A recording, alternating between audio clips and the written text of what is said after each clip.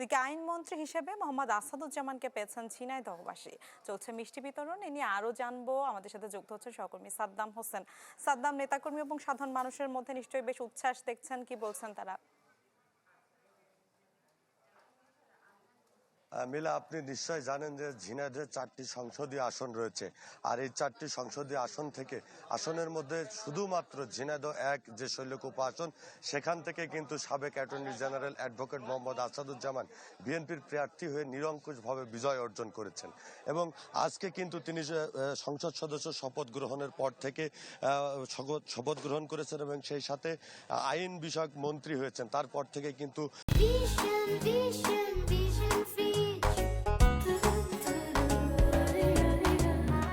শৈলকুপা তার যে আসন, সেই আসনের নেতাকর্মীরা কিন্তু উৎসাহ উদ্বেলিত এবং আনন্দিত। তারা কিন্তু একটু আগে আমরা দেখেছি যে তারা মিষ্টি মুখ করেছে এবং আনন্দ উল্লাস করছে এবং তারা বিভিন্ন স্লোগানে মুখরিত করেছে। আমি এখন রয়েছি শৈলকুপা যে বিএনপির দলীয় কার্যালয়, সেই দলীয় কার্যালয়ের সামনে। এখানে কিন্তু বিভিন্ন এলাকা থেকে নেতাকর্মীরা এসেছেন এবং তারা বিভিন্ন স্লোগানে মুখরিত করে তুলছেন।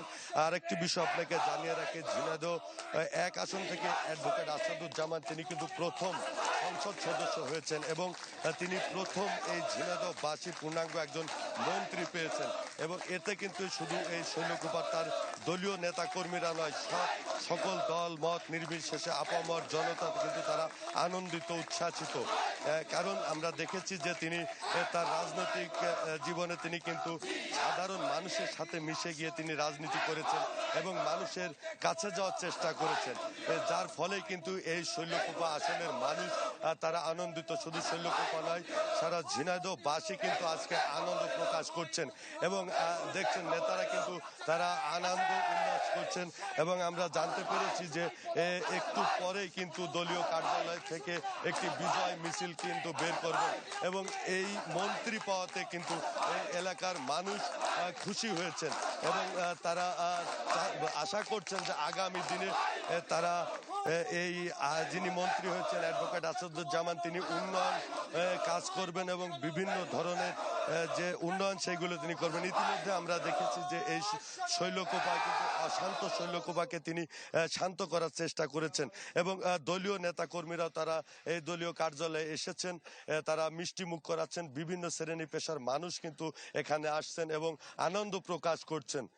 তো আসলে আমরা যদি একটু কথা বলার চেষ্টা করি যে এই পৌর বিএনপি যিনি সভাপতি আবু তালেব মিয়া, আসলে আপনাদের যিনি এমপি তিনি প্রথম এমপি হয়েছেন এবং মন্ত্রী হয়েছেন, এতে আপনারা কতটুকু আনন্দিত? বা এটা আসলে আজকে এই খুশির যে কতটুকু আশা আকাঙ্ক্ষা শৈল মানুষের, এটা আপনার বুঝে না আমাদের পক্ষে খুবই কষ্টকর। আমরা খুবই উচ্ছ্বাসিত এবং আমরা আল্লাহর কাছে আমরা দোয়া করব যে তিনি যে পদ পেয়েছেন এই মন্ত্রণালয়ের দায়িত্ব সঠিকভাবে পালন করতে পারেন এবং শৈলকুপার মানুষের মুখের হাসি যেন ফোটাতে পারে। এই এই কথা বলে আমার কথা শেষ করছি। আসলে নেতাকর্মীরা কিন্তু বলছিলেন যে এই শৈলকুপার মানুষের মুখের জন্য হাসি তিনি ধরে রাখতে পারেন এবং আগামী উন্নয়নে যেন তিনি তার অগ্রণী ভূমিকা রাখে, সেটি কিন্তু এখানকার মানুষ দাবি করছিলেন। এবং বলা যায় যে শৈলকুপা জুড়েই, শৈলকুপা নয় শুধু সারা ঝিনাইদহ জেলা জুড়ে একটি আনন্দ কাজ করছে সাধারণ মানুষের মধ্যে। তো এই ছিল ঝিনাইদহ শৈলকুপা থেকে আমার কাছে সর্বশেষ পরিস্থিতি। জি, মিলা। ধন্যবাদ আপনাকে।